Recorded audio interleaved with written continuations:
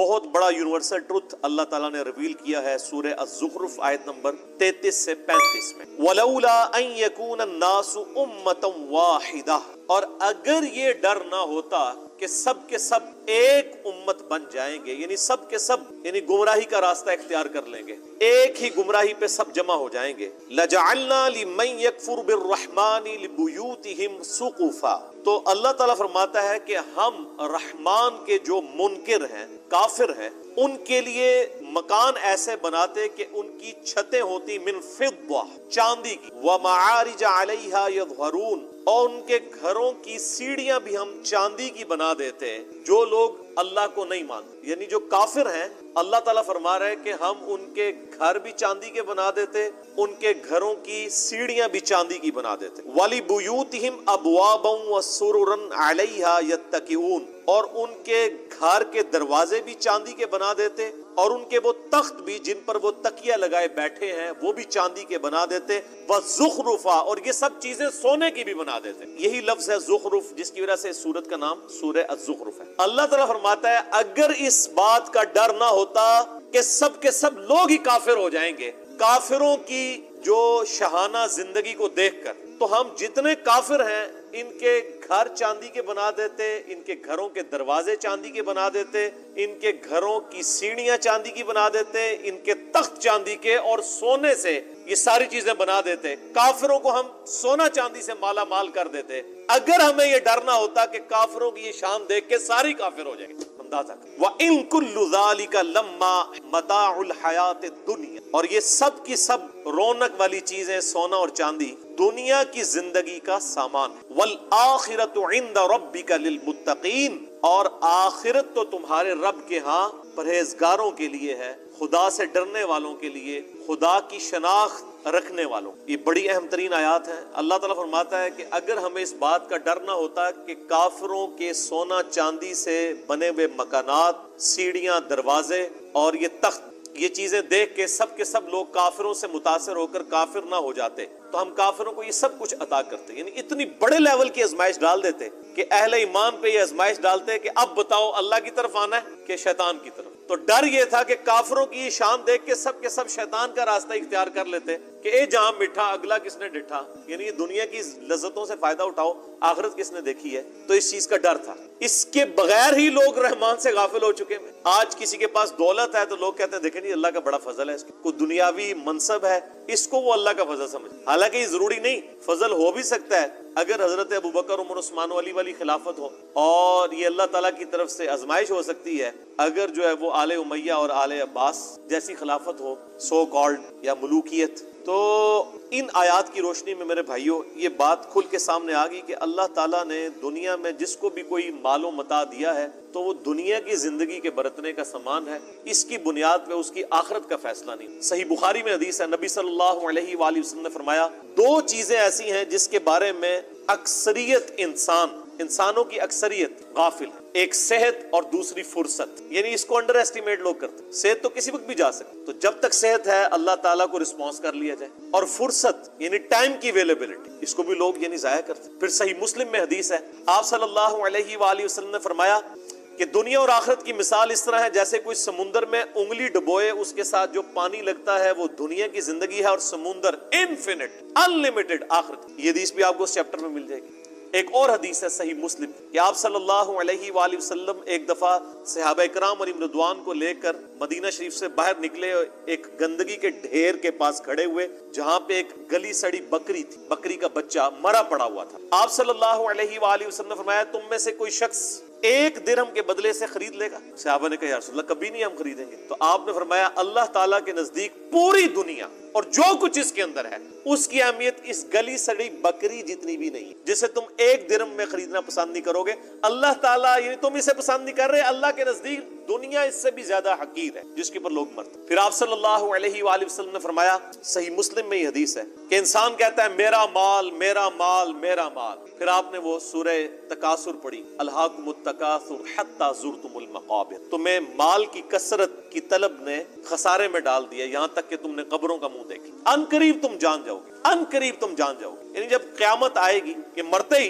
قیامت قائم ہو جائے گی، اور پھر قیامت والے دن تم سے اللہ تعالیٰ نے جو نعمتیں دی ہیں، ثم لتسألن یومئذ عن النعیم، ان نعمتوں کے بارے میں پرسش ہوگی۔ تو صحیح مسلم کے الفاظ ہیں، آپ صلی اللہ علیہ وآلہ وسلم نے فرمایا، انسان کہتا ہے میرا مال میرا مال میرا مال، حالانکہ اس کا مال تو وہ ہے جو اس نے کھا لیا یا پہن کر بوسیدہ کر دیا، باقی جو کچھ بچ گیا وہ تو اس کے وارثوں کا مال ہے جو اس کے مرنے کے بعد بانٹیں گے۔ پھر بخاری اور مسلم دونوں میں یہ حدیث موجود ہے، آپ صلی اللہ علیہ وآلہ وسلم نے فرمایا، ابن آدم کے پاس اگر سونے کی 2 وادیاں ہوں تو وہ تمنا کرے گا میرے پاس تیسری بھی آ جائے، اس کا پیٹ صرف قبر کی مٹی بھرے۔ پھر بخاری اور مسلم کی متفق علیہ حدیث ہے، آپ صلی اللہ علیہ وآلہ وسلم نے ارشاد فرمایا، انسان کے 3 دوست ہیں، ایک ہی اس کے ساتھ قبر میں جاتا ہے اور وہ اس کے اعمال ہیں، باقی اس کے 2 دوست باہر رہ جاتے ہیں، اس کے رشتہ دار اور اس کا مال، یہ باہر ہی رہ جاتے ہیں، قبر میں صرف اعمال جاتے ہیں جو اس نے نیک یا برے۔ پھر صحیح مسلم کی حدیث ہے کہ دنیا کی زندگی مومن کے لیے قید خانہ ہے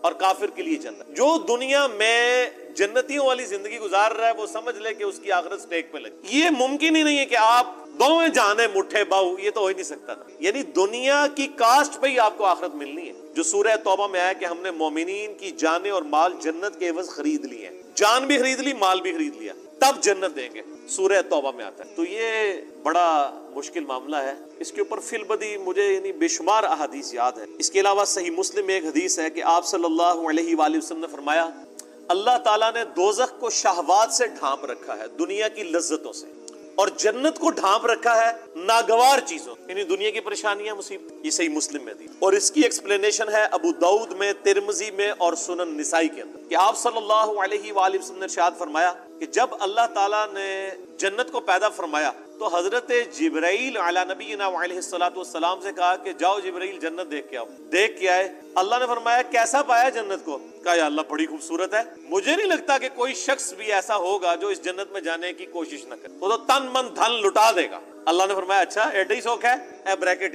پھر اللہ تعالیٰ نے جنت کو دنیا کی ناگوار چیزوں سے ڈھانپ، یعنی دنیا میں تکلیف آئیں گی، پریشانیاں آئیں گی، پھر شریعت کی پابندیاں، حلال و حرام کا فرق کرنا، نمازوں کی پابندی، حقوق العباد کا خیال رکھنا، کتنی تکلیف، روزانہ 5 وقت کی نماز پڑھنا کوئی آسان کام؟ ان ساری چیزوں سے اللہ تعالیٰ نے نا جنت کو گھیر دیا، یعنی جو یہ ہرڈلز آبسٹیکلز یہ کراس کرے گا وہ جنت تک پہنچے گا۔ اور جبریل سے کہا ذرا آپ جنت کو دیکھ کے آؤ نا، وہ دیکھ کے آئے نا، ان کا یا اللہ مجھے نہیں لگتا آپ کو بندہ جنت میں پہنچنے میں کامیاب ہو، ایڈے کڑگے لا چھڑے نے، پنجابی کہتے ہیں کڑگا، آنکڑے لگا دیے پہنچنے کے لیے، اتنی ہرڈلز اتنی آبسٹیکلز، مجھے نہیں لگتا آپ کو جنت میں پہنچنے میں کامیاب ہو۔ یہ حضرت جبرائیل فرشتوں کا سردار کہہ رہے ہیں۔ پھر اللہ نے فرمایا اچھا ذرا دوزخ کو دیکھ کے آؤ، جہنم کو دیکھ کے کہا یا اللہ اتنا سخت عذاب، مجھے نہیں لگتا کہ کوئی بندہ ایسے عمل کرے کہ وہ دوزخ میں جانے کے لیے کوشش کر رہا ہو، توبہ توبہ توبہ، ایڈا سوکھ ہے۔ اللہ تعالیٰ نے فرمایا تھوڑی دیر کے لیے یعنی ان کو سٹے کروا کے اور دوزخ کو ڈھانپ دیا دنیاوی شہوات، دنیا کی لذتوں سے، اور فرمایا اب جا کے ذرا دیکھو۔ جبرائیل علیہ السلام جب دوبارہ گئے دوزخ کو دیکھنے کے لیے کہ دوزخ تو ہر بندہ ہی پہنچ جائے گا سلپ ہو کے، اتنی زیادہ یعنی اللہ تعالیٰ نے اس کے گرد لالچیں رکھی ہوئی ہیں، دنیا کی ساری آسائشیں، دنیا کی ساری لذتیں، دنیا کی ساری عیاشیاں، یہ گھیر گار کے انسان کو دوزخ میں لے جانے والی۔ تو جبرائیل علیہ السلام نے کہا یا اللہ مجھے نہیں لگتا کہ اب کوئی شخص دوزخ سے بچ پائے گا، تو نے ایسے ہی معاملات کر دیے کہ لگتا ہے سارے دوزخ میں چلے جائیں گے۔ یعنی وہ جبرائیل جو تھوڑی دیر پہلے ایک سٹیٹمنٹ دے رہے تھے 180 ڈگری بدل گئی۔ کیوں بدل گئی؟ کیونکہ جبرائیل علیہ السلام نے طارق جمیل صاحب کے لیکچرز نہیں سنے۔ میرے بھائیوں خدا بڑا ڈاڈا ہے،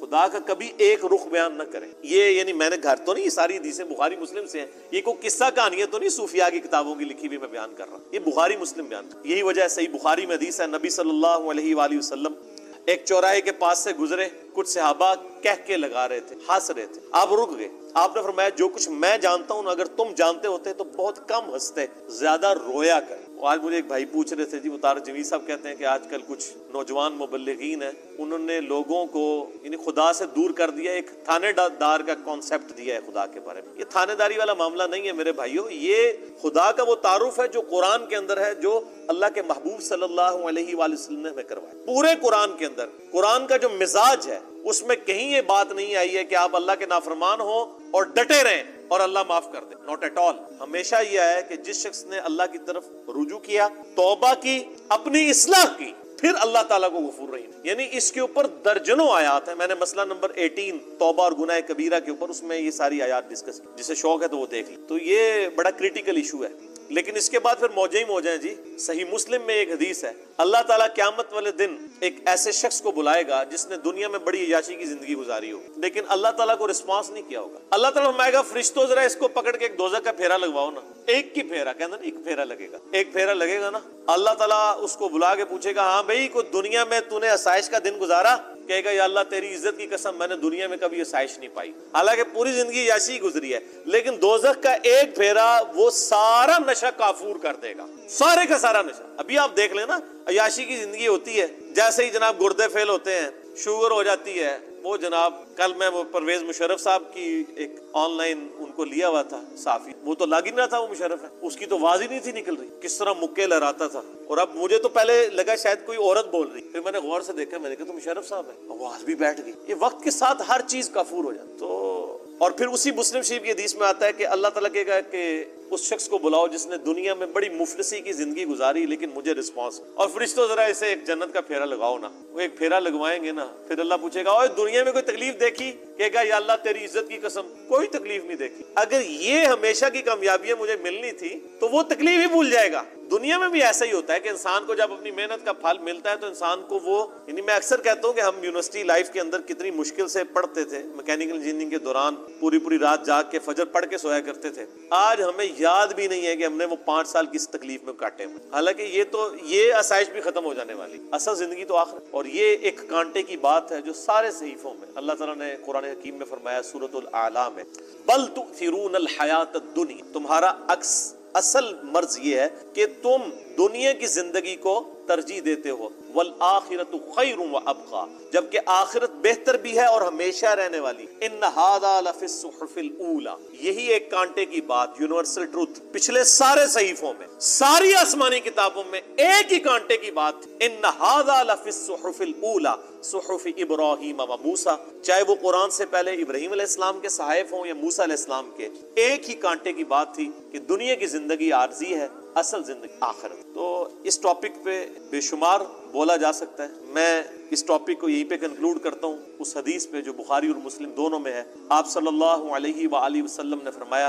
اے اللہ محمد اور آل محمد صلی اللہ علیہ وآلہ وسلم کو بس اتنا ہی رزق دینا کہ ان کی روح اور جسم کا رشتہ برقرار رہے، بس سانس چلتی رہے، اتنا مجھے رزق ملے، میں اس پہ خود. نبی صلی اللہ علیہ، بخاری